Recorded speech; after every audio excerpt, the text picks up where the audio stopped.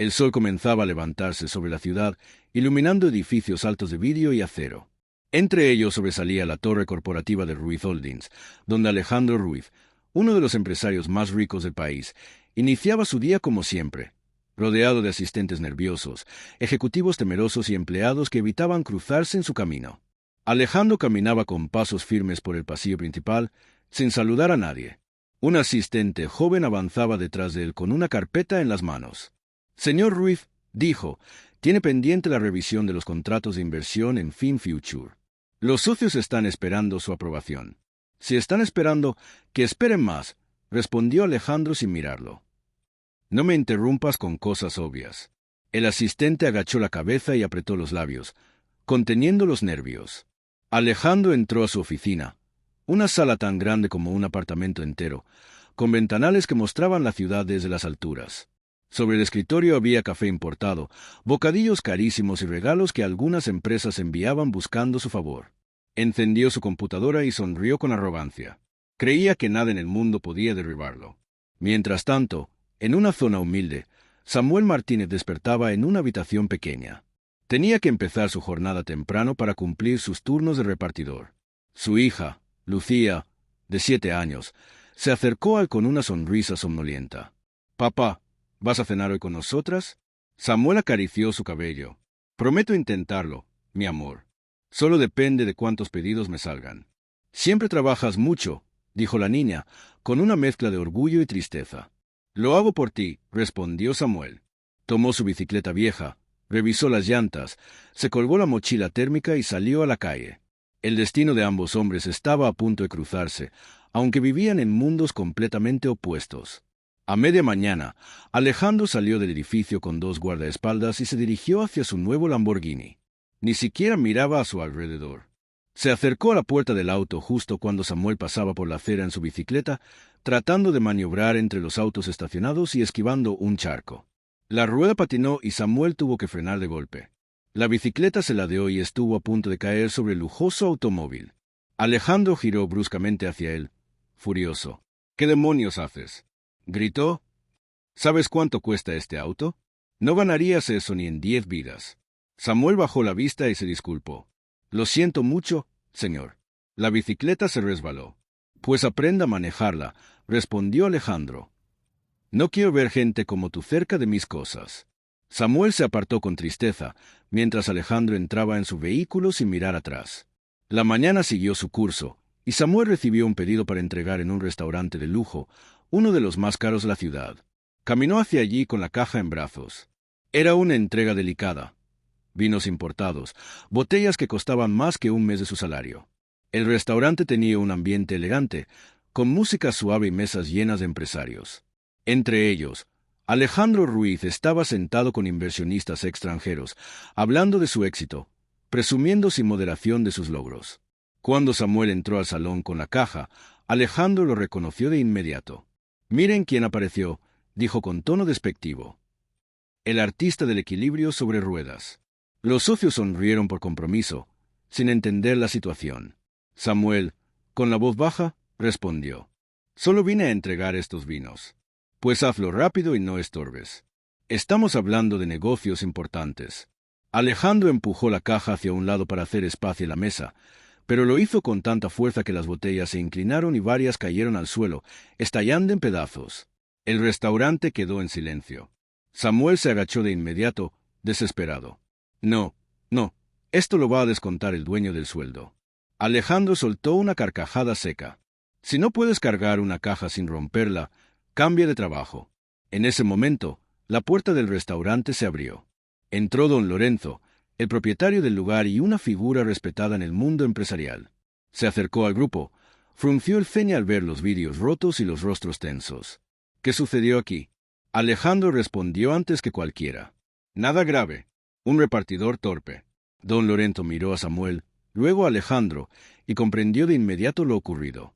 «Ese repartidor torpe», dijo, «ha trabajado aquí por más de 5 años, siempre con puntualidad y respeto. Y tú, Alejandro, tú sigues comportándote como si el mundo tuviera que inclinarse ante ti». Los inversionistas miraron a Alejandro con incomodidad. Él apretó los dientes, irritado. Don Lorenzo continuó. La vida tiende a equilibrar lo que las personas desordenan. Ten cuidado, Alejandro. Si sigues así, un día vas a perder mucho más de lo que crees. El comentario lo dejó inquieto. Alejandro odiaba que alguien lo pusiera en su lugar. El día terminó con tensión, pero lo que Alejandro no sabía era que don Lorenzo tenía razón. El equilibrio estaba por llegar de golpe. 2 días después, la noticia explotó en los medios. FinFuture, la empresa en la que Alejandro había invertido millones, era un fraude. Un esquema masivo de estafa que había dejado a cientos de inversionistas en ruinas. Las autoridades congelaron cuentas, iniciaron investigaciones y llamaron a declarar a todos los involucrados. En la oficina, cundió el caos.